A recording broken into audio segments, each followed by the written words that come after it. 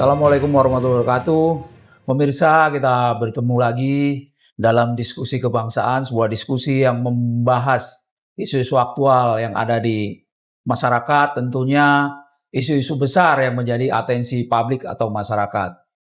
Kembali lagi kita bersama dengan Bapak Maijen Purnawirawan Tritamtomo. Assalamualaikum Pak, kembali hadir. Pak Tritamtomo akan menyampaikan beberapa ulasan tentunya berdasarkan analisis situasi dan juga bagaimana seharusnya pemerintah menyikapi semua problem bernegara yang pada saat ini bisa dibilang tidak baik-baik saja, terutama di bidang ekonomi.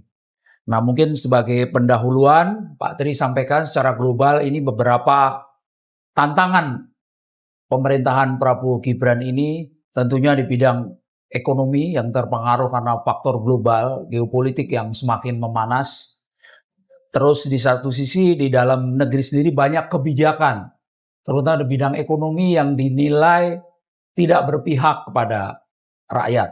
Tentunya ada beberapa program yang sekarang menjadi isu besar, bahkan sudah digelorakan dalam aksi mahasiswa 12 Juni 2026, yang salah satunya adalah menuntut tentang kesejahteraan yang harus diperhatikan. Artinya ada beberapa program pemerintah atau kebijakan pemerintah yang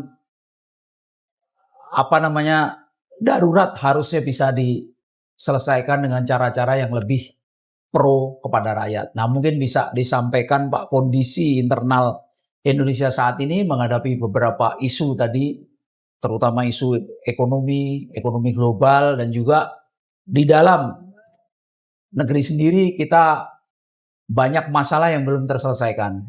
Nah, mungkin bisa disampaikan, Pak.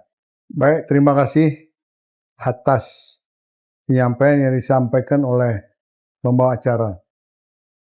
Assalamualaikum warahmatullahi wabarakatuh. Waalaikumsalam. Yang saya banggakan, saya muliakan para pencinta Innocent Today. Selamat Hari Raya 1 Muharram 1447. Semoga dengan peringatan pergantian tahun ini membawa barokah buat kita sekalian dan terutama bagi seluruh rakyat dan bangsa Indonesia. Lebih khusus dalam hari-hari belakangan ini yang situasinya semakin memanas. Kenapa demikian? Karena kita paham bahwa yang dipakai alasan adalah selalu dampak perkembangan lingkungan dari Timur Tengah.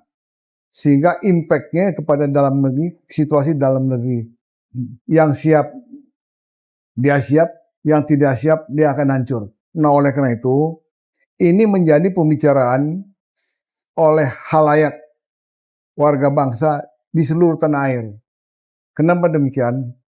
Mereka tidak percaya kepada pemerintahan Kabinet Indonesia Merah Putih saat ini. Karena apa? Yang disampaikan oleh pembicara jelas. Kebijakan yang disampaikan sejak kampanye, kemudian sampai asta citra, kemudian sampai dengan pengejawatan di lapangan. Banyak hal-hal yang belum terselesaikan dengan baik. Antara lain kita lihat BGN yang cita-citanya mulia, tapi diawali oleh pencopet yang luar biasa. Negara rugi, masyarakat terabaikan, tujuan tidak tercapai. Kemudian, bagaimana dulu ada petinggi yang menyampaikan, morowali, ada musuh dalam selimut, negara dalam negara. Ada penyebutan oknum, tapi sampai hari ini tidak jelas. Masyarakat dibuat bingung. Kemudian bagaimana MBG yang katanya hebat, paten, tujuannya mulia, tapi unsur pelaksanaan di lapangan tidak terkontrol dengan baik. Karena di atasnya maling, di bawahnya bocor. Bocor halus ini menyeluruh, sehingga membuat situasi kurang baik. Kemudian, bagaimana kita lihat kondisi ekonomi bangsa, dampak dari berbagai hal dan kebijakan yang harusnya prioritas menjadi non prioritas, masyarakat gelisah. Kemudian bagaimana selanjutnya? Hukum harus ditegakkan, tapi bagaimana penanganan terhadap banjir bandang di 3 wilayah? Aceh, Sumatera Barat, Sumatera Utara. Lempeng aja itu yang disebut-sebut malah unsur pelaksana bawah yang diterkam oleh hukum. Belum adil dan berkeadilan, masih tebang pilih. Nah, kondisi seperti ini menjadi ruwet, ditambah dengan bagaimana yang menurut TAP MPR tahun 2000, 6 Romawi maupun 7 Romawi, yang masing-masing TNI, OMP, dan OMS jelas, ternyata masuk semua hampir lini kehidupan berbangsa bermasyarakat. Mulai dari ikut MBG, kemudian bagaimana penanganan begal. Ini kerjaannya siapa? Masyarakat jadi berpikir pusing bahwa di TAP MPR maupun di Undang-Undang TNI, dia dalam melaksanakan tugas pokoknya adalah untuk pertahanan negara, ancaman baik yang datang dari luar dan dalam. Kok tugasnya pemerintah daerah pembentukan kepolisian disamber? Di mana Pemda dengan kepolisian? Ini masyarakat semakin bingung. Kemudian pengkaryaan prajurit baik TNI maupun Polri itu diamini oleh Menteri PAN dan RB, sehingga kita lihat fungsi sipil tidak berfungsi. Jadi kalau orang bilang ini adalah militerisme, ya kagak juga. Cuman kalau dibilang terselubung, ya kita kemon. Persiapannya kemana? Ke 29. Nah, ini nggak jujur. Nah, oleh karena itu, ini situasi yang membuat masyarakat menjadi gundah gulana. Segala permohonan izin untuk menghadap, mengkritisi persoalan yang kurang baik ini ditutup dan tertutup untuk tidak bisa sampai ke tangan presiden. Nah, ini yang membuat komponen masyarakat hari ini yang diwakili oleh rekan-rekan adik-adik mahasiswa ingin menyuarakan, hei Pak, tolong perbaiki ekonomi nomor 1. Politik stabilkan, pertahanan keamanan, tolong yang sudah ada dipelihara, ditata, jangan dibikin-bikin baru.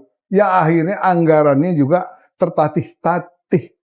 Nah, ini semua kita lihat sebagai unsur pendukung. Ada undang-undang ASN, ada undang-undang Minpem yang harus dipegang sebagai ketauladanan setiap aparat keamanan maupun ASN melaksanakan tugas di lapangan. Ini diabaikan dan tidak terkontrol sehingga terjadilah yang kaya semakin kaya, yang jungkel semakin jungkel. Ingat Pak, anak bangsa kita terutama pengangguran semakin meningkat. Bagaimana ekonomi kita tengkurap. Bagaimana nanti tanggal 20 bulan ini Pak, ibu-ibu akan menyekolahkan anaknya. Bagaimana dia membayar? Dia sudah sibuk bingung. Nah, oleh karena itu perlu diingat dan dicatat oleh pemerintah bahwa unjuk rasa yang kemarin hari Jumat diberi tenggang waktu 1 minggu. Beliau akan turun kembali. Ini bukan ancaman, hanya memperingati apakah tanggap terhadap isu ini. Informasi ini ada kebaikan atau tidak. Kalau kita dengar sudah ada kegiatan-kegiatan di lapangan. Namun ini harus menjawab 5 tuntutan masyarakat. Oleh karena itu, kalau kita lihat dari keseluruhan negara hari ini merintih, rakyat meratap, pimpinan berselancar.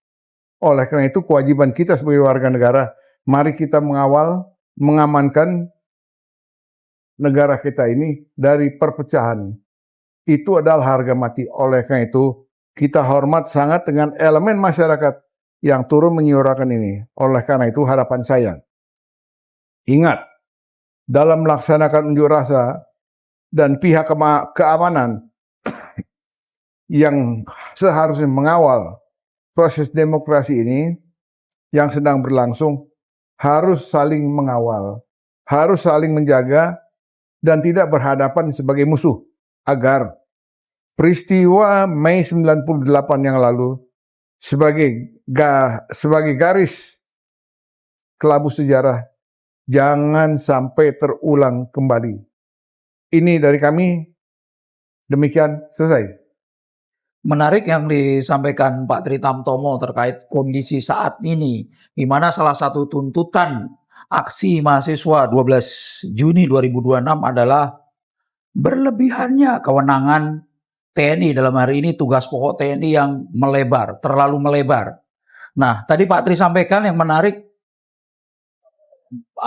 pelebaran fungsi atau tugas pokok OMSP yang sampai ke penanganan masalah kriminalitas segala macam itu mengarah pada tujuan politik di 2029. Artinya memang ketika terjadi penambahan batalion teritorial 750, terus ada Komcat, terus segala macam, itu memang akan jumlah anggota TNI bisa sampai 1.000.000. Nah, apakah itu akan menjadi satu kekuatan besar secara politik untuk kepentingan 2029? Nah, mungkin bisa dijelaskan, Pak, terkait juga pelebaran tupoksi ini, ya, pelebaran yang terlalu luas tugas pokok terutama dalam hal OMSP. Nah, mungkin bisa disampaikan, Pak. Ini menarik dan sangat lucu menurut saya. Kenapa demikian? Bahwa di Undang-Undang TNI maupun Undang-Undang Kepolisian kemudian diperkuat oleh Undang-Undang ASN dan Administrasi Pemerintahan yang menjadi pedoman, karena di sini penguasa tertinggi dari ASN, TNI dan Polri adalah Presiden. Nah, ini perlu diingat oleh saudara sekalian. Kau tadi tanyakan, apakah dengan pelebaran, penambahan kemampuan untuk melaksanakan OMSP ini harus seperti itu? Nah, ini satu pertanyaan yang jitu, karena ini melebar di masyarakat. Masyarakat ini bertanya. Nah, kebetulan saya mantan prajurit, saya tahu saya harus menjawab, dan saya nggak bisa ngeles pada model teman-teman kita yang lagi duduk di singgasana. Nah, ini kewajiban dari saya untuk menyampaikan. Nah, oleh karena itu, kalau kita lihat bahwa di dalam pemerintahan itu, pemerintah sudah membagi tugas menjadi habis. Kalau kita lihat kepolisian, Undang-Undang Kepolisian jelas. Dia melaksanakan operasi Kamdagri melalui pendekatan 4 fungsi. Pelayanan masyarakat segala macam. Nah, tinggal ini sudah, apakah sudah produktif? Udah, cuman masih ada orang-orang yang nakal. Nah, ini yang membuat gerah dari warga masyarakat. Kemudian Undang-Undang TNI, di situ sudah ada OMP dan OMSP, jelas semuanya. Tapi kalau kita lihat bagaimana dia melebarkan sayap yang sebenarnya nggak harus amat menjadi prioritas karena negara lagi sakit. Negara lagi sakit. Ekonomi rakyat belum utuh sepenuhnya. Padahal pimpinan negara menyampaikan, saya sampai kapanpun akan bagaimana mengusahakan Undang-Undang 45 pasal 33 harus untuk rakyat sebanyak-banyaknya. Omong doang atau membaca secara tulisan di buku undang-undang. Yang dibutuhkan rakyat hari ini aplikasinya seperti apa. Nah, sekarang yang Bapak sampaikan di dalam pelaksanaan kegiatan itu di Asta Cita itu luar biasa. Kemudian di Sprite dibagi habis ke bawah. Nah, tinggal tugas pokok ini fokus atau enggak sih Pak dilaksanakan? Kalau kita lihat maunya presiden hebat, pembantu presiden hebat, tapi apakah rantai komando ini berjalan dengan benar?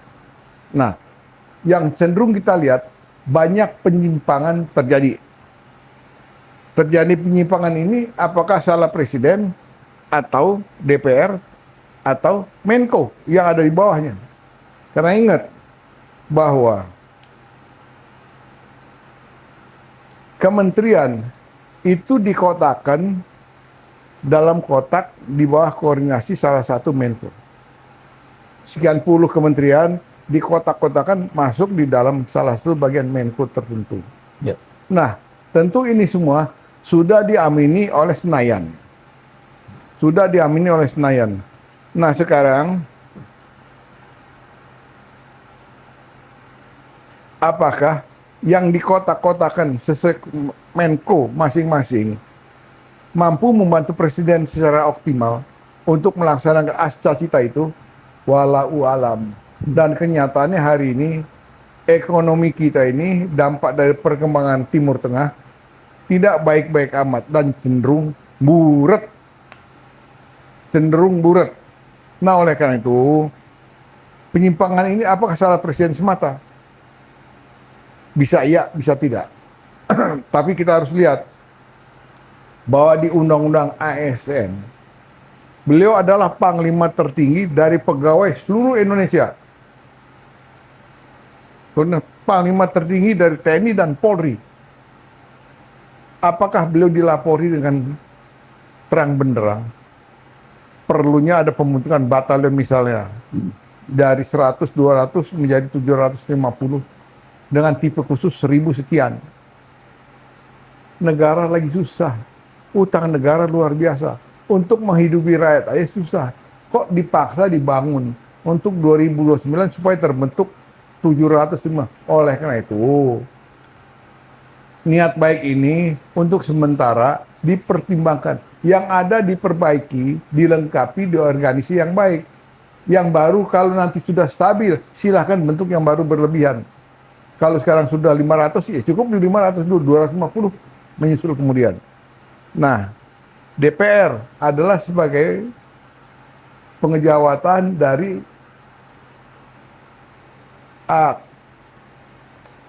masyarakat secara umum.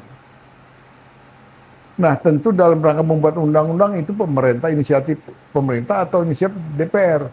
Ini harus menyertakan pihak-pihak yang di dalam DPR itu sendiri.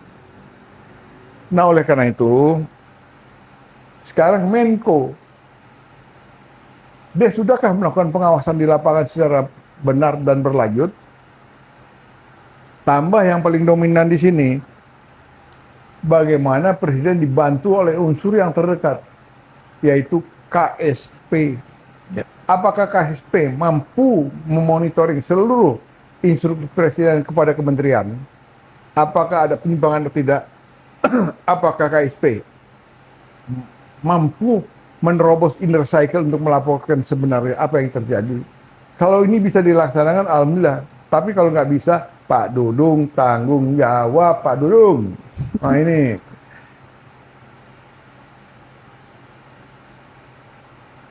Kalau kita lihat di TNI dan Polri, sudah di Sprite 5 tahunan. Ya. Apakah Renstra ini sudah persetujuan dari DPR dan ACC tentang pengeluaran uang dari Kementerian Keuangan selaku kas negara? Nah ini harus sinergi. Nggak bisa Presiden bilang, gua maunya ini. Nggak bisa. Nggak bisa. Nggak bisa itu. Kekuasaan di tangan rakyat. Rakyat minta pertanggungjawab keuangan keluar seperak pun. Nah ini, saya bangga Pak Presiden berulang kali, saya akan tebas. Saya akan tindak pelanggar aturan ini semua. Ya kalau itu dilakukan, lakukan Pak. Rakyat menunggu, bukan lagi retorika. Nah, ini tolong, ini bukan lagi retorika. Renstra ini harus diikuti dengan benar. Nah tinggal Senayan melakukan fungsi pengawasan langsung terhadap unsur ini dan berani menegur dan berani menyampaikan kepada teman-teman dari timbangan, teman-teman dari KPK untuk melakukan satu investigasi apakah ada penyimpangan atau tidak. Karena rakyat hari ini sedang merintih. Sembako juga meningkat harganya. Untuk anak sekolah bala kosong duitnya. Ini luar biasa Pak. Tambah lagi soal teman-teman kita TNI yang tugas pokoknya pertahanan disuruh nguber begal. Nih manis ini. Disuruh nguber begal. Salah Pak. Itu bukan tugas TNI. Oleh karena itu untuk rekan-rekan TNI, coba kalau ada tugas tambahan yang kira-kira kurang jelas, harus memberikan tanggapan sebagai ilustrasi yang logis. Ini nggak logis, suruh begal dikejar. Gimana Pak? Rakyat ketawa, itu bukan tugas pokmu. Kemudian kita lihat Kemhan. Kita lihat Kemhan kalau dilihat. Nah, kalau kita bicara Kemhan, tolong, dia tugasnya adalah Binjak dan BMN. Ya. Pengamanan barang milik negara itu antara lain. Kemudian dia kerjasama dengan kementerian yang ada di bawah lingkarannya beliau. Nah, dalam konteks ini tentu masing-masing sudah punya tupoksi. Ya. Tapi dalam rangka organisasi dan tugas, ini jangan sampai overlapping dan melangkahi pekerjaan pihak lain. Bapak Bin, bukan Gun, kuat. Nah, ini tolong diingat baik-baik. Itu tolong baca Undang-Undang HANEK. Tolong baca Undang-Undang HANEK. Kemudian peraturan presiden yang ada, tolong dibaca. Nah, ini.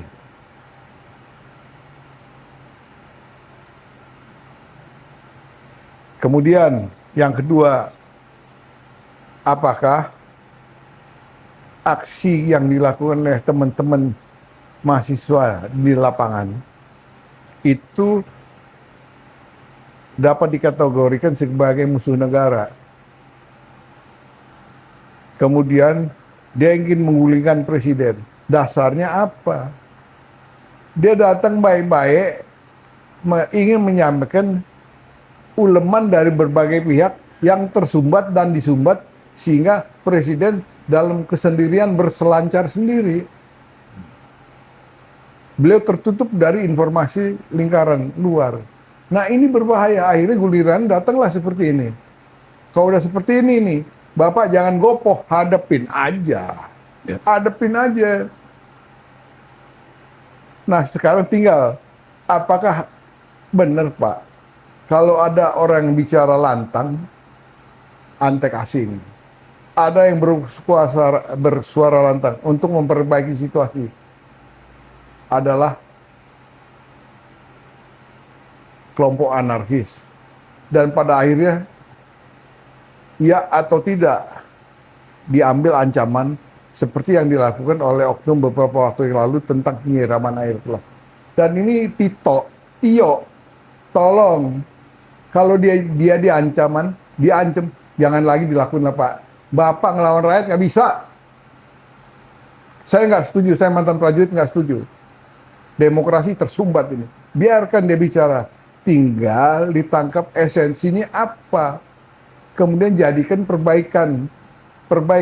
Jangan yang dianggap lawan masukin kotak jadi teman di dalam kementerian lembaga. Gimana, Pak? Musuh dalam selimut dipiara, rontok negara. Nah, ini oleh karena itu semua elemen ASN, Polri dan tentara bekerja atas dasar komando, rantai komando. Nggak ada sendiri-sendiri.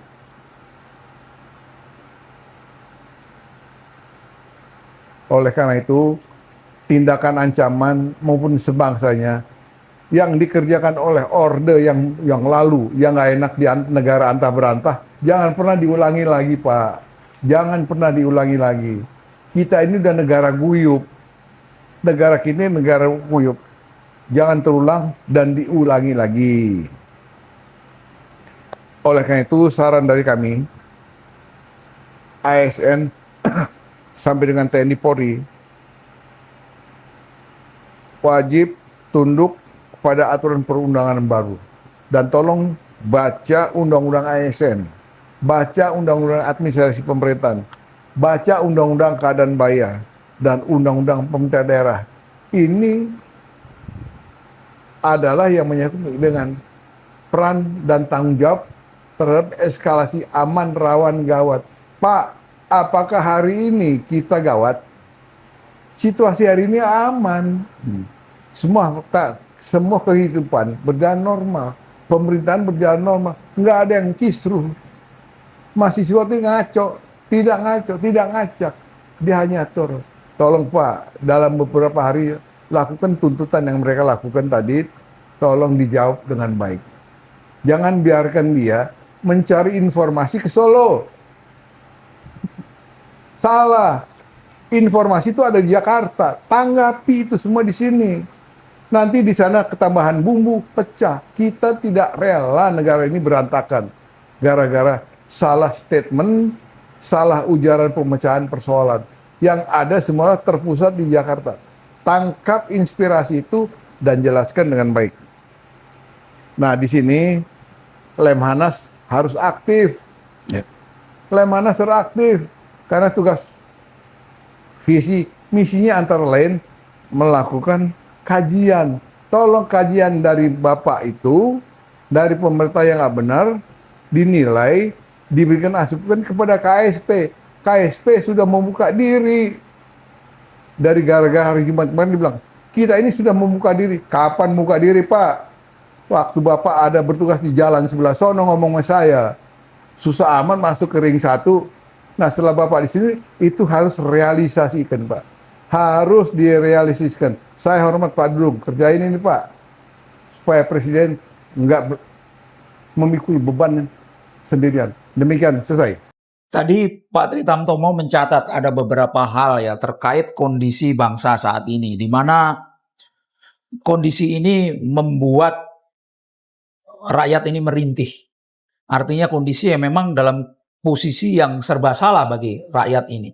Nah, salah satu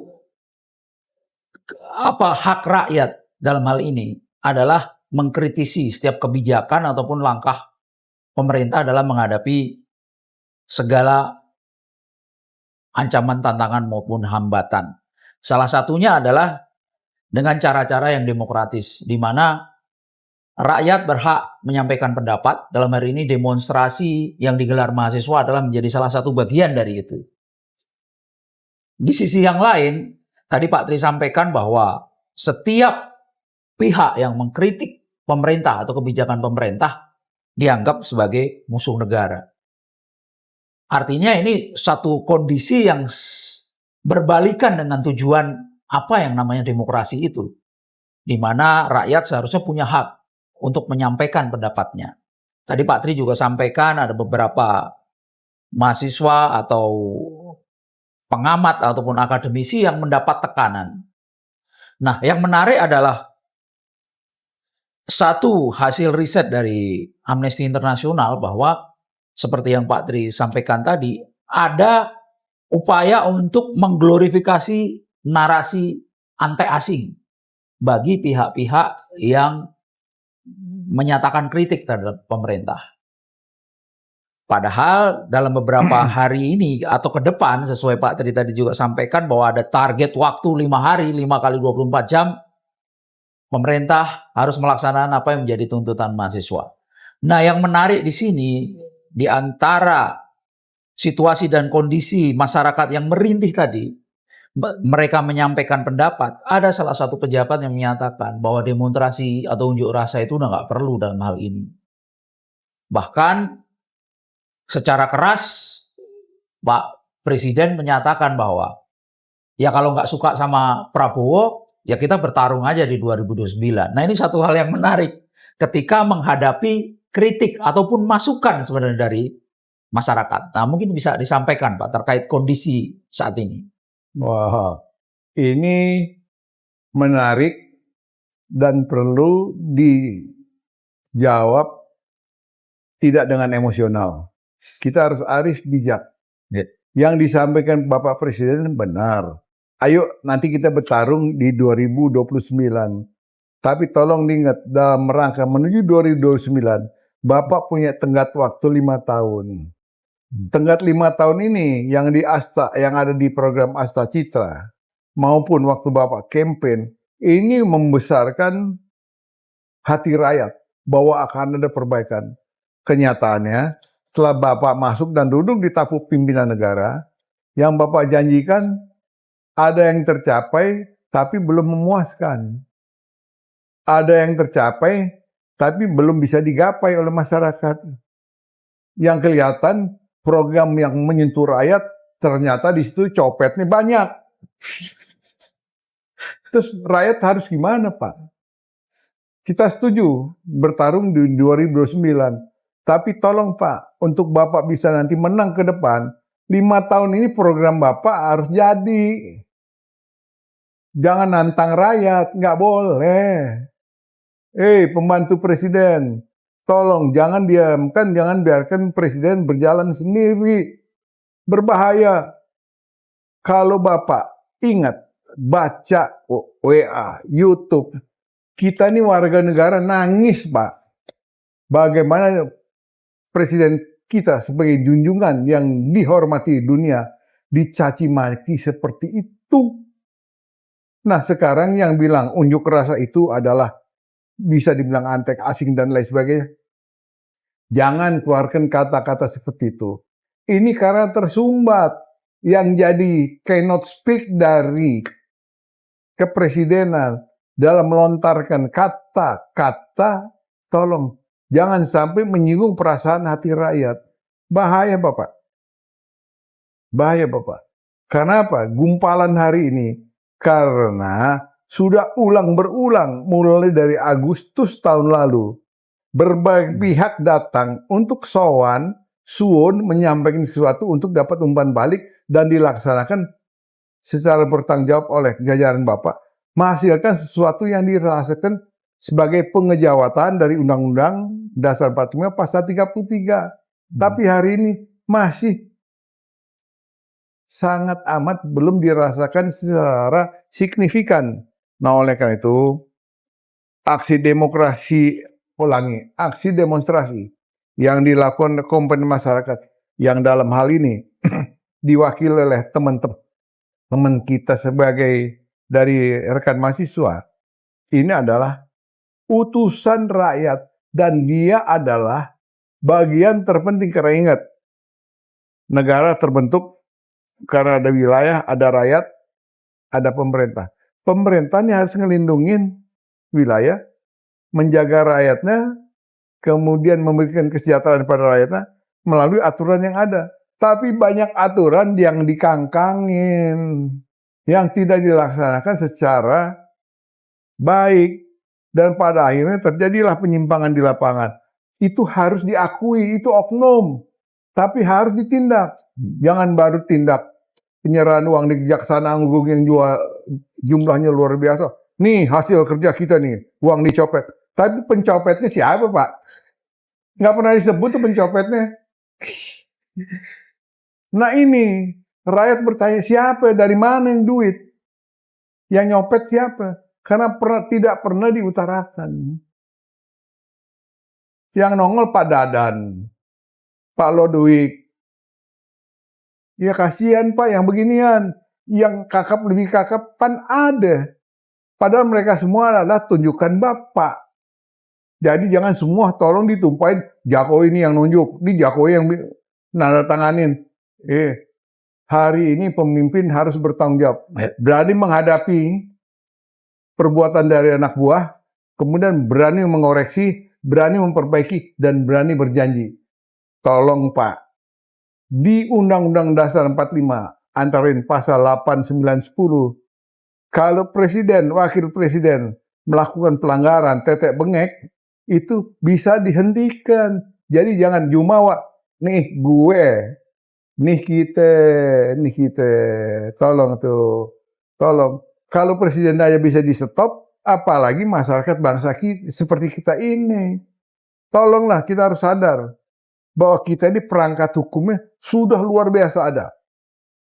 Tapi tinggal bagaimana ring 1, ring 2, ring 3 ini konsentrasi penuh terhadap program Asta Citra supaya 5 tahun ke depan ini bisa tercapai 70% hebat. Bapak mau maju lagi, Bapak menang. Tapi hari ini Bapak jangan bicara dulu bertempur 2029, jangan dulu Pak. 5 tahun program Bapak ini harus sukses dulu. Saya bangga sama Bapak kalau itu dilakukan. Tapi kalau Bapak nggak lakukan, saya nggak bangga. Tolong ini diingat. Walaupun kita teman dulu, hari ini Bapak saya hormati sebagai presiden. Saya adalah sebagai rakyat biasa Pak. Tapi saya melihat ini, pembantu-pembantu Bapak memang harus dicubit. Jangan depan Bapak, siapa? Saya loyal pada Bapak, saya setia. Pak, mana ada penjahat setia Pak? Penjahat setia pada kebendaan, bukan kepada negara. Tolong diingat, ini kata Nelson Mandela. Tolong diingat baik-baik. Ya.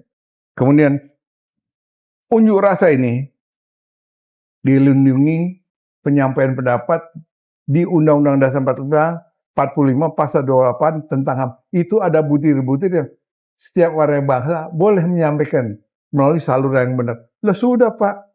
Yang kedua, dia dilindungi oleh Undang-Undang Nomor 9 tahun 1998 tentang penyampaian pendapat di muka umum. Jelas, di situ ada hak, kewajiban, dan sanksi. Aparat keamanan kalau dia salah, tindak. Jangan aparat keamanan bilang, nih kita dilemparin duluan, akhirnya kita harus menyerang. Nih saya pasang komcat. Dari mana komcat ditempelin ke situ? Bener nih, salah, goblok. Goblok yang masang. Nggak baca undang-undang main tempel. Kalau koyo tempel kepala pusing, saya setuju. Jadi harus ditempel pada kondisi yang sebenarnya dan tepat sasaran. Bukan untuk berhadapan dengan teman-teman mahasiswa. Salah, Pak. Saya sedih banget. Kemudian, tolong baca undang-undang tentang HANET. Komponen utama adalah TNI Polri dulu. Ya. Komponen dasar rakyat. Di dalamnya adalah kelompok mahasiswa ini, Pak. Veteran. Di situ, Pak. Terpercaya ini ada di situ. Ini adalah sebagai kekuatan pengganda. Nah, hari ini diperkuat oleh Undang-Undang RI nomor 23 tahun 2019, yaitu tentang pengelolaan sumber daya nasional untuk HANET. Dibagi 3 komponen utama TNI, komponen pendukung Polri, veteran, Menwa. Ini ada di situ Menwa nih, Pak. Dia yang sudah terfilter, sudah teruji untuk ikut serta. Nah sekarang dia aksi di lapangan, dianggap makar. Makar gimana Pak? Kita jadi bingung. Enteng amat, makar. Orasi, makar. Kegiatan di kampus. Dia ingin menggulingkan presiden yang sah. Nggak ada yang pengen menggulingkan presiden Pak. Bapak nggak usah khawatir. Nggak ada yang ingin menggulingkan presiden yang sah. Nggak. Nanti gulinginnya tahun 2029 lewat pemilu. Itu Pak. Ini hanya rakyat ingin perbaikan ekonomi, lapangan kerja, supaya rakyat sejahtera, sumber daya alam yang kita miliki, semuanya dilola dalam negeri untuk menghadapi ancaman dari luar. Hari ini ancaman dari luar ada, barang kita keluar semua, masyarakatnya angop. Mas, sedih nggak Pak? Sedih. Nah oleh karena itu, tolong Pak, apa yang dilakukan dengan tenggat waktu 1 minggu ini Pak, dengan setiap hari ada guliran-guliran. Ini hanya ingin memberikan masukan. Tolong direspon, Pak. Bukan di luar pagar yang jawab. Abaikan, Pak. Kalau bisa mau dia ikut berpartisipasi sebagai solutor, panggil ke dalam pagar, ajak ngomong bersama, Pak. Jangan ngomong di luar pagar. Karena dia juga punya cita-cita. Nanti 2029 lawan Bapak, Pak. Tolong. Bapak jangan percaya sama beginian. Tarik ke dalam pagar. Orang pagar yang bicara. Di dalam pagar Bapak bicara. Itu terhormat dan lebih dihargai. Karena hari ini mancanegara semua berkiblat ke Indonesia, Pak. Untuk melihat. Begitu Bapak yang digadang-gadang oleh Pak Trump waktu BOP yang lalu. Bapak hari ini dicaci maki seperti itu. Saya menangis, teman-teman Indonesia Today menangis, Pak. Tolong Pak, jangan sampai ini terjadi lagi. Mohon dengan hormat.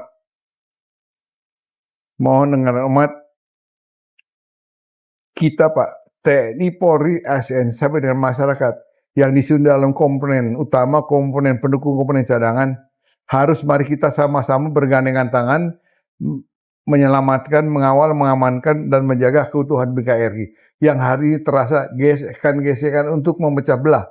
Dari penggembira yang tidak bertanggung jawab, nampak terasa adanya. Waspada, waspadalah. Demikian, selesai. Masih seputar unjuk rasa, Pak. Artinya ada beberapa kalangan atau mungkin kalangan mahasiswa sendiri yang merasa bahwa pintu demokrasi ini tersumbat. Salah satu fakta yang terjadi adalah ketika aksi demonstrasi bertajuk menuju Indonesia bangkrut reformasi jilid 2 yang sebenarnya mengarah ke bundaran Hotel Indonesia ternyata dihadang oleh aparat. Dan yang terjadi faktanya adalah aparat TNI yang menghadang itu. Dalam suatu pernyataan klarifikasi dari Polda Metro Jaya bahwa memang bundaran HI ini tidak boleh sebagai lokasi demo.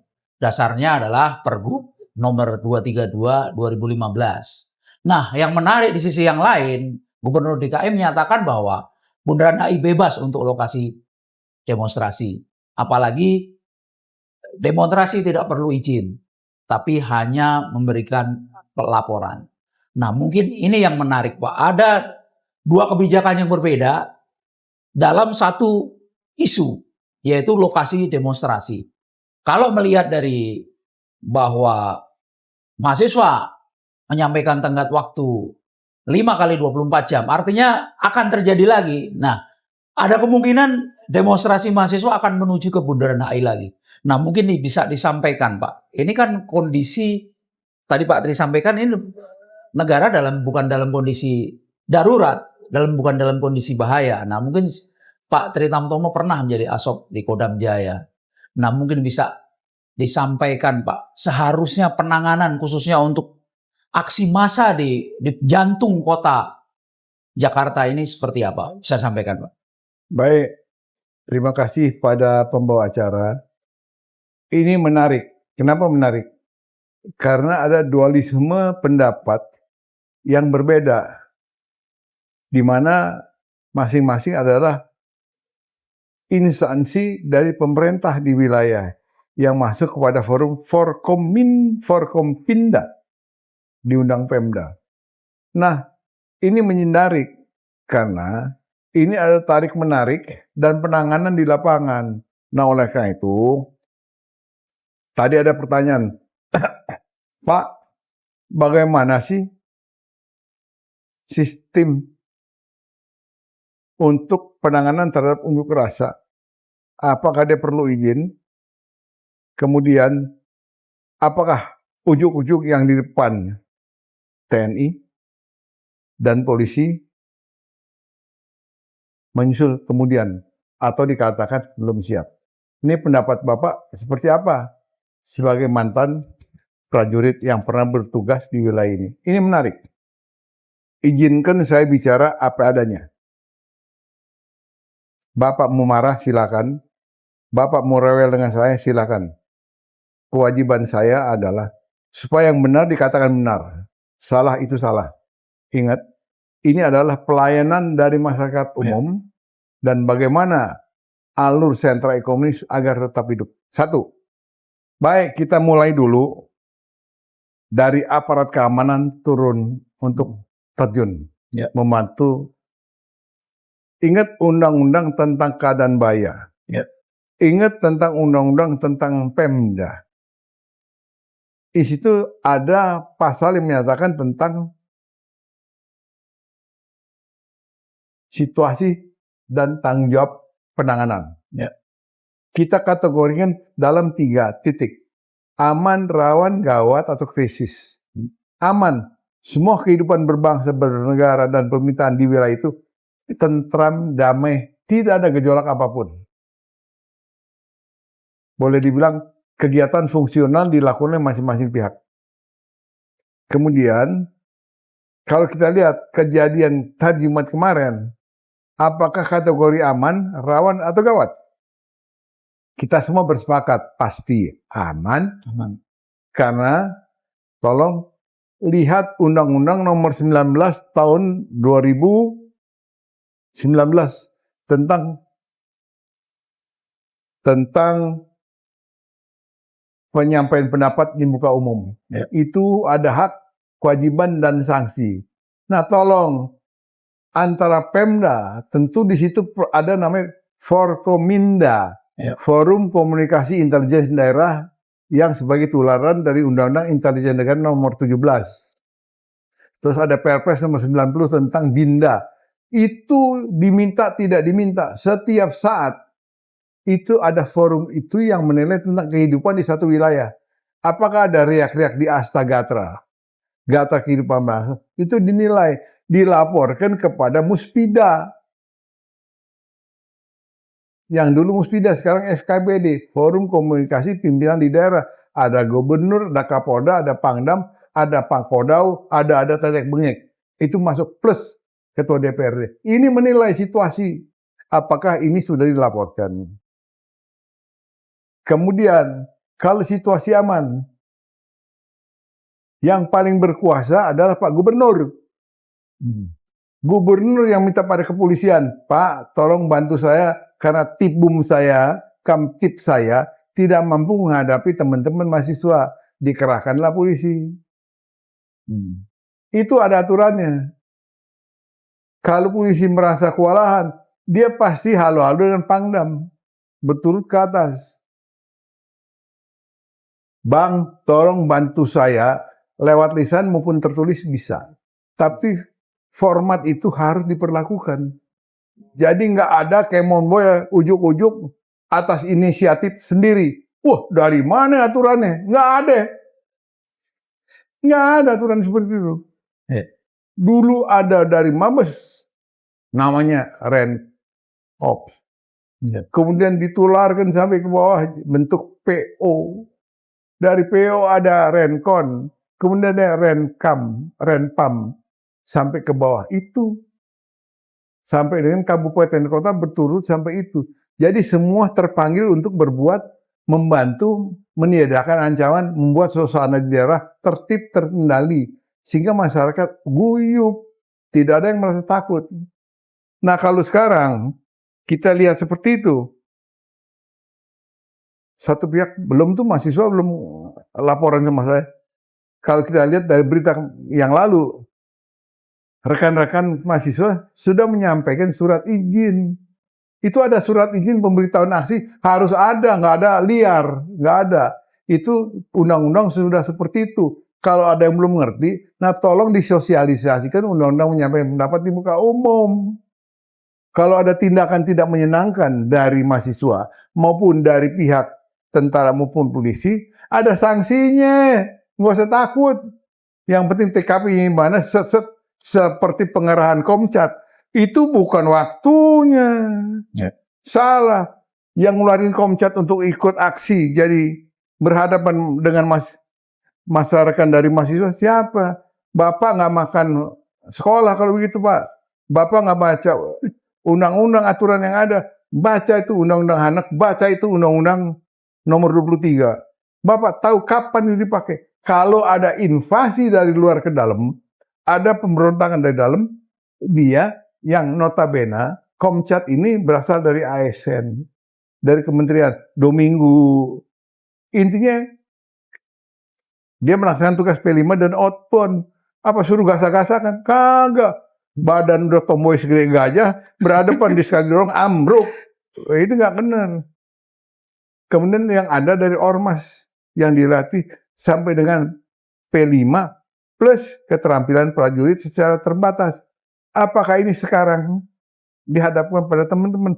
Padahal dia dikumpulin ya kagak, belum pernah dikumpulin, atau diorganisir, disiapkan, dipanggil untuk ngadepin teman mas. Itu masyarakat biasa, Pak.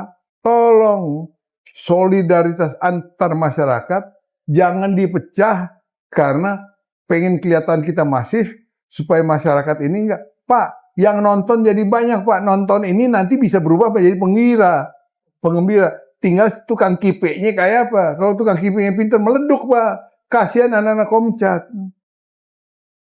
Nah, tinggal kalau alasan, Pak, kan polisi belum siap. Siap nggak siap, lu punya kekuatan. Ngapain lu dibiayai negara dilatih diorganisasi? Ya untuk itu antara lain. Itu adalah Kamdagri dengan 4 fungsi dikedepankan. Kalau dia sudah berhadapan agak keteteran, baru iya. Kalau misalnya atas permintaan nggak ada, atas inisiatif, Tapi minimal Pak Gubernur dalam kondisi aman terkendali ini harus tahu bahwa ada inisiatif sendiri yang bergerak. Jadi kalau nanti ada masalah seperti peristiwa Trisakti yang lalu, yang bertanggung jawab ada, jangan lempar batu sembunyi tangan. Seperti kemarin nyiram air keras, gue kagak tahu, main gue kagak tahu. Aduh, cilepeng lah. Nah, ini saya minta tolong pada saudara, tolong. Ini semua harus terorganisir, disiapkan dengan rapi. Oleh karena itu, dengan tenggat waktu 7 hari, nanti sasaran talent kalau ke situ.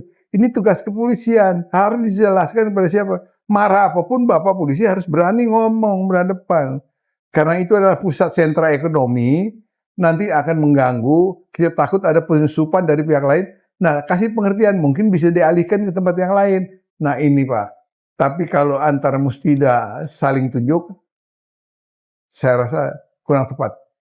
Nah oleh karena itu, untuk Jumat besok, untuk hari Jumat besok, tolong Pak,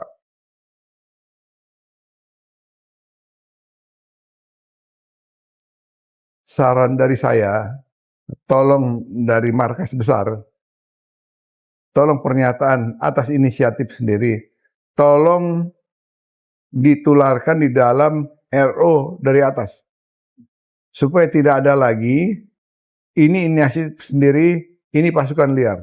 Saya pernah mengalami itu Pak. Saya pernah mengalami. Brigif dikerahkan, tidak sepengetahuan saya. Ini nggak benar. Saya dapat itu Bapak itu. Selesai. Nggak ada, semua atas rantai komando. Jangan anak buah dikorbankan, dia sakit, Bapak leha-leha. Kita nggak boleh begitu Pak.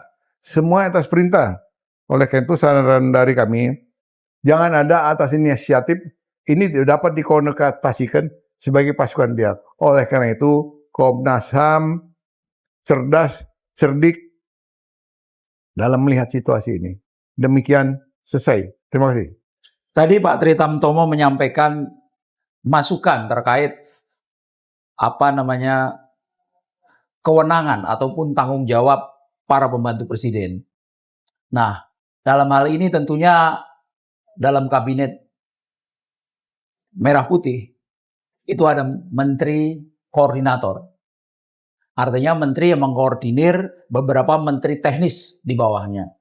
Nah, dalam situasi seperti ini, dalam situasi banyaknya tuntutan masyarakat, unjuk rasa dan yang lain-lain, tentunya soal keamanan dan mungkin juga mengarah ke pertahanan itu akan menjadi satu fokus tanggung jawab di Kementerian Polkam dalam hal ini.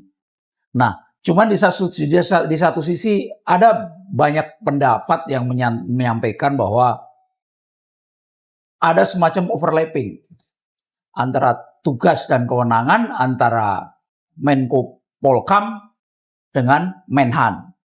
Bahkan ada yang bercanda, nih sekarang Menhannya rasa Menko Polhukam gitu. Apakah karena ini dulu memang Menhan pernah menjadi Menko Polkam ad interim, sehingga masih rasa Menko Polkam.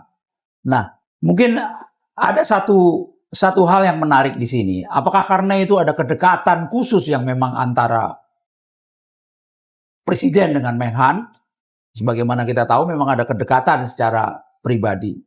Di sisi yang lain, Menko Polkam yang sekarang, banyak pihak mempertanyakan kemana nih dalam situasi seperti ini, Menko Polkam kemana? Nah, mungkin bisa dijelaskan Pak. Apakah benar ini terjadi overlapping sehingga yang muncul di media adalah selalu Menhan. Menko Polkam ya bisa dikatakan seperti para pengamat bilang bahwa Menko Polkam tidak pernah nongol. Nah, mungkin bisa disampaikan Pak situasi ini. Baik, yang disampaikan oleh membawa acara lucu, menarik, tapi kenyataan di lapangan kejadiannya seperti itu, tentang pemberdayaan. Iya. Jadi yang berkembang di masyarakat, Pak, sepengganti Pak BG, ya, itu sudah ada pengganti beliau. era Pak BG, setiap ada dinamika, Pak BG tampil di backup oleh para pejabat yang terkait dengan persoalan yang timbul. Ya. Tapi hari kemarin kita lihat sehingga timbul sinyalemen dengan berbagai tafsir dari masyarakat umum bahwa Sapri lagi. Sehingga ada pernyataan, apa ini karena perkoncoan dulu? Apakah beliau pernah jadi Menan? Seolah-olah ini, apa tadi Bang? Seolah-olah dia pernah jadi sana, jadi layak untuk tampil di depan. Satu karena perkoncoan, dua karena pernah jadi Menan, pasti serasa Menko Polkam. Nah, penafsiran itu sebenarnya tidak ada. Tidak benar, ada, tapi saya bantah bahwa itu tidak ada. Sekarang, apakah Bapak Presiden dalam menunjuk Menhan selaku pembantu beliau di bidang pertahanan dibenarkan? Nah, saya jawab di sini. Tolong mari kita sama-sama membaca undang-undang tentang Undang-Undang Dasar 45. Karena maupun Undang-Undang Kementerian Luar Negeri. Ya. Bahwa di situ Presiden punya hak untuk menunjuk menteri lain untuk ditunjuk mewakili menteri yang bersangkutan. Dengan catatan menteri yang ditunjuk sebagai menteri yang bersangkutan menteri asli harus diinformasikan. Ya. Harus diinformasikan. Apakah langkah ini sudah ada? Sudah terjadi belum? Kalau belum, sangat disayangkan. Yang kedua, apakah pertimbangan Presiden? Beliau mantan teman, bisa saja terjadi. Tapi yang jelas adalah penugasan karena beliau saat ini ditunjuk sebagai Ketua Harian DPN sebagai penjelmaan dari Wantanas, Dewan Pertahanan Nasional. Tapi pertanyaannya, apakah undang-undang atau kepres atau peraturan pemerintah tentang DPN sudah ada sebagai alas ulum tindak? Nanti merujuk di atasnya adalah Undang-Undang Kapnas. Ini sangat penting dan strategis untuk menentukan pada kondisi merah aktor di depan siapa, terus bagaimana penanganannya, bagaimana pemberdayaan kementerian lembaga maupun yang lain-lain dalam rangka memperkuat untuk meniadakan ancaman tadi. Hari ini belum ada.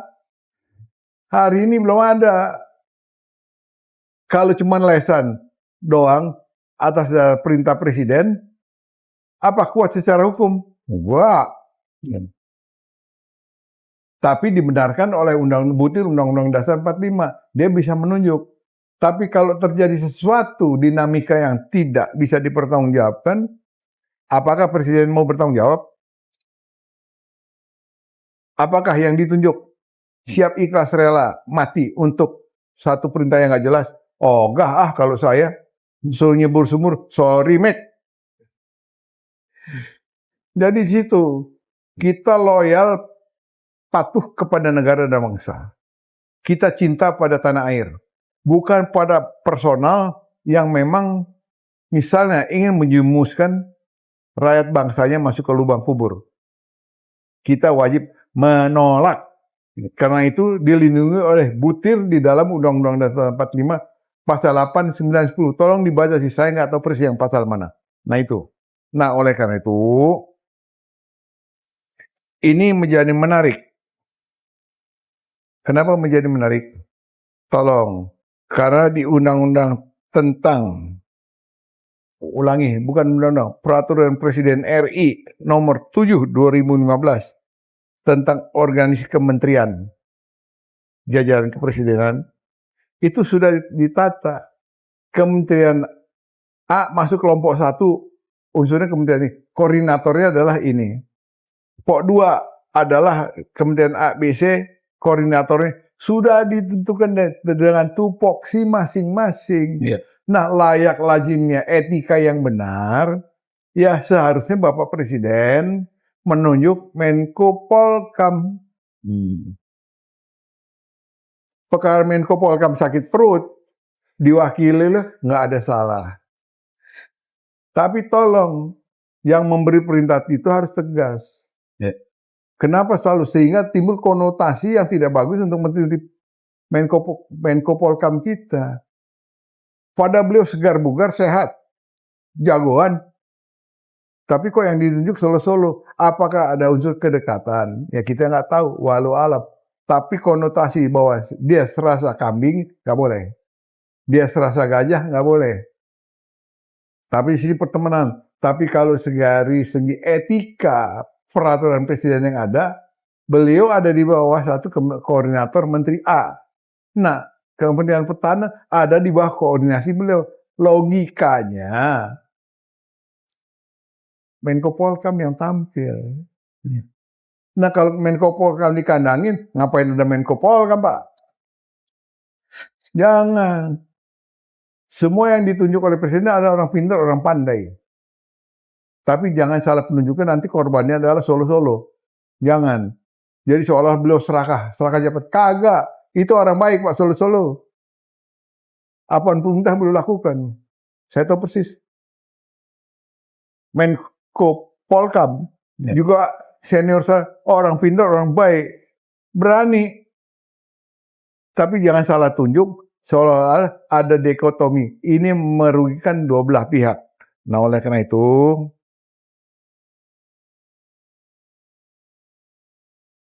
saya mohon dengan hormat dan sangat, ini kembali lagi. Ada pejabat yang setelah dimutasi dari jalan TU ke veteran, suaranya lantang. Kepresidenan membuka pintu untuk semua yang ingin memberikan koreksi. Ini harus benar, Pak. Karena saya saksi hidup Bapak. Bapak dulu pernah ngeluh, mau masuk ke ring 1 susah banget. Nah sekarang pumpung Bapak ada di situ, buka ring 1, Pak. Yang nggak benar, Bapak harus laporkan pada Presiden bahwa penghambat ini semua adalah di ring 1. Bapak harus konsisten. Kita harus menjadi pejuang yang benar, bukan pecundang. Karena rekan-rekan mahasiswa hari ini adalah pejuang. Ya. Karena dia ada di dalam Undang-Undang PSDN nomor 23 2019. Dia ada di komponen cadangan. Ya. Tolong. Dia ini pembela, begitu ada dinamika negara asing keluar dari luar masuk ke dalam, dia akan ikut membela bangsa. Tapi jangan dikonotasikan ingin menggulingkan presiden. Nanti Pak, gulingin tahun 2009 secara konstitusional, fair play. Jadi nggak ada lagi. Wah, lu nggak seperti dulu Bapak waktu dengan Pak Ganjar sama Pak satu lagi, Pak Ganjar sama satu lagi siapa tuh? Pak Anies. Nanti seperti itu Pak kontes. Tapi tolong Pak, saran dari saya yang berikutnya, jangan sampai rekan-rekan mahasiswa ini mencari solusi seperti yang kita harapkan. Jangan mencari orang di luar pagar, walaupun mantan presiden sekalipun, Pak. Apakah beliau waktu jadi mantan presiden afdol paten? Belum tentu, Pak. Karena juga mempersiapkan anaknya untuk nanti ke sono. Rival Bapak tahun 2009. Saran dari kami, tolong Pak Dudung, tangkap inisiasi keinginan dari teman-teman yang ingin menyampaikan pandangan pendapat langsung ke beliau. Mau mantan prajurit TNI, mau mahasiswa seperti Bapak Sunarko CS, ditangkep Pak, ajak omon-omon, apa sih maunya? Tio panggil omon-omon, BEM seluruhnya panggil perwakilan, aja ngomong. Cerdik pandai, iya. Ini akan paten Pak, jangan ada gift parcel, nggak ada tuh. Nggak ada, nggak usah pakai gift parcel Pak. Yang penting pasal 33 bisa tercapai, Bapak hebat. Pertempuran 29 Bapak hebat, pasti menang. Sederhana aja Pak. MBG untuk sebentar alihkan Pak. Cara yang metodenya cari yang paling benar. Jangan Bapak, ini. Kalau kurang pakai duit gue. Siapa yang mau tekor, Pak? Ngomong kosong. Nggak ada yang mau tekor. Nggak ada yang mau duit sendiri keluar, Pak. Semua pemerintah, kepala negara maupun perangkat pelaksana bawah dalam akan melakukan satu kegiatan kerja itu selalu ditunjang oleh anggaran belanja negara. Jadi ini terawasi. Nah itu dari kami, Pak. Hari ini kita semua bangga. Mudah-mudahan nanti setelah 1 minggu Bapak sudah bisa memberikan jawaban sehingga situasi di lapangan cool. Demikian selesai. Waktu yang diberikan mahasiswa adalah 5 kali 24 jam. Meskipun pihak Istana Wakil Presiden menyampaikan bahwa ketika terjadi pertemuan antara Wapres dengan mahasiswa, pihak istana tidak pernah menyepakati terkait waktu itu. Bahwa 5 kali 24 jam. Nah yang menarik di sini Pak Tri mungkin bisa disampaikan. Dari tajuk aksi demonstrasi mahasiswa kemarin adalah menuju Indonesia bangkrut, reformasi jilid 2. Artinya ada upaya untuk menggaungkan reformasi jilid 2. Nah mungkin pengalaman Pak Tri Tamtomo sebagai pernah menjadi prajurit, mungkin ini bisa dibuat satu analisis berdasarkan kirka ya, perkiraan keadaan. Apakah mungkin aksi mahasiswa ini sampai lewat batas waktu 5 kali 24 jam, pada ujungnya adalah terjadi suatu peristiwa yang tentunya semua anak bangsa tidak menghendaki ini, yaitu reformasi jilid 2. Karena kalau lihat dari tuntutan, 5 tuntutan aksi mahasiswa, tidak ada tuntutan untuk pergantian rejim. Berbeda dengan reformasi 198 yang jelas itu adalah tuntutan pergantian rejim. Nah, mungkin bisa disampaikan Pak, analisis terkait ini. Apakah ini aksi massa ini akan mengarah ke reformasi 98 jilid 2 atau enggak? Kalau iya, apa alasannya? Kalau enggak, apa alasannya? Nah, mungkin bisa disampaikan, Pak. Tentunya ini semua anak bangsa tidak berharap ini menjadi reformasi jilid 2. Itu bisa disampaikan, Pak. Ini sangat menarik dan perlu perhatian yang serius dari dua belah pihak. Bahwa kita sama-sama sepakat dalam tenggat waktu nanti 1 minggu minimal Jumat setelah sholat, guliran ini mungkin terjadi. Bisa iya, bisa tidak. Tergantung dari nawaitu pemerintah. Apakah dalam aksi mahasiswa yang lalu tentang 5 tuntutan itu bisa disikapi secara arif bijak dan bisa diperbaiki menuju kepada cita-cita Undang-Undang Dasar 45 pasal 33. Dan perlu diingat oleh pemerintah.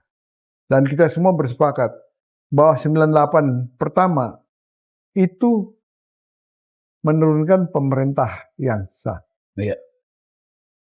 Menurunkan pemerintah yang hari ini dengan 5 tuntutan, tidak ada tuntutan untuk Bapak turun. Nggak ada.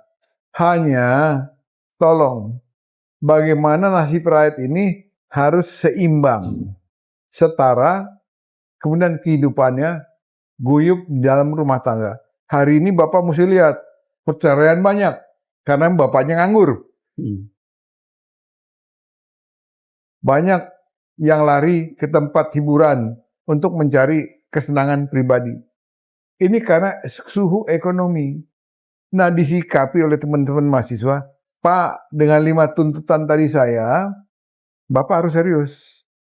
Kalau nggak serius, ini kita akan datang. Datang jumlahnya dahsyat, Pak. Apakah Bapak yakin dengan penggunaan TNI Polri maupun Komcat itu bisa meredam massa?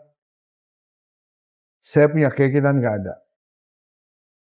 Hari ini teman-teman mahasiswa datang menyuarakan hati nurani rakyat. Dia adalah sebagai komponen cadangan yang punya kewajiban menyelamatkan bangsa ini bersama-sama. Karena kekuatan dasar itu ada di dia. Nah, oleh karena itu, kami mohon dengan hormat dan sangat, kalau 5 tuntutan itu bisa disikapi arif dan keluarannya baik, gelombang yang menakutkan tidak terjadi. Karena apa? Jangan lupa, dengan bunyi jilid 2, 98 jilid 2, banyak masyarakat kita yang gundah gundala dan juga pasar sepi, Pak. Yang rugi siapa kalau kompor nggak nyala, baskom tengkurap, ibu rumah tangga yang sedih, Pak. Dampaknya apa? Akan terjadi sesuatu perang Bratayuda di rumah tangga, perang Bratayuda di lapangan. Nah, ini yang memberikan kesempatan kepada penyusup pengembira untuk meramaikan situasi. Yang bisa kalau kita abai penanganan represif, kejadianlah 98 yang lalu. Apakah ini mau lagi? Kita akan setback untuk perbaikan 30 tahun. Ingat, Pak, waktu itu Pak Prabowo selaku presiden hari ini, selaku Danjen Kopassus, Pak Safri Samsudin selaku Pangdam Jaya, kita mengalami ini semua. Mengerikan kalau itu terjadi.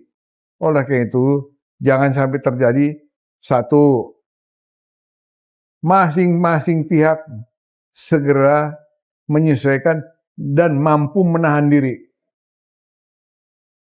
Harus mampu menahan diri. Bahwa yang dihadapi adalah rekan elemen komponen bangsa yang menyuarakan hati nurani rakyat untuk perbaikan kehidupan berbangsa bernegara supaya lebih dihargai oleh pihak lain. Nah, oleh karena itu, ingat amanat besar Panglima Sudirman dalam melaksanakan tugas negara agar berhasil harus bekerja sama dengan kelompok-kelompok profesional di luar pemerintahan. Dan ingat, kesetiaan orang jahat hanya berorientasi pada kebendaan, bukan pada kepentingan negara RI yang sangat sama-sama kita cintai. Ini saja dari saya. Mohon musbidah harus tanggap terhadap situasi dan kondisi ini. Berembuk akhirnya atas inisiatif sendiri, tidak ada pengerahan pasukan atas inisiatif sendiri. Ini sama dengan pasukan liar. Komnas HAM paham akan hal ini. Demikian, terima kasih. Selesai. Pemirsa, akhirnya kita berada di penghujung acara diskusi hari ini. Tadi Pak Tri Tamtomo menyampaikan banyak analisis dan juga solusi ataupun masukan terkait bagaimana seharusnya pemerintah atau penguasa hari ini menyelesaikan semua persoalan yang menjadi tuntutan dari seluruh masyarakat. Dalam hal ini yang paling di depan hari ini adalah mahasiswa dengan menyampaikan 5 tuntutan. Sekali lagi bahwa yang disampaikan oleh mahasiswa adalah bentuk kepedulian terhadap kondisi bangsa ini yang memang membutuhkan perbaikan di segenap lini. Karena dari 5 tuntutan itu tidak ada satupun tuntutan untuk melakukan pergantian rezim. Jadi sekali lagi apa yang menjadi ketakutan seluruh anak bangsa seharusnya tidak terjadi pada pemerintahan saat ini, yaitu reformasi jilid 2. Karena bagaimanapun apa yang disampaikan mahasiswa adalah menjadi hak setiap rakyat untuk menyampaikan pendapatnya, menyampaikan masukan demi kesejahteraan rakyat Indonesia dan persatuan seluruh anak bangsa di Indonesia. Sekali lagi, jangan sampai pemerintah ataupun penguasa ataupun aparat keamanan menyumbat apa yang sudah menjadi kesepakatan dari undang-undang bahwa kebebasan menyampaikan pendapat adalah dijamin oleh undang-undang. Sekali lagi, bahwa yang disampaikan adalah bukan untuk memprovokasi perpecahan, tapi sungguh-sungguh merupakan suatu masukan yang berharga demi keutuhan, kesejahteraan, dan juga persatuan Indonesia. Terima kasih Pak Tri Tamtomo. Ya.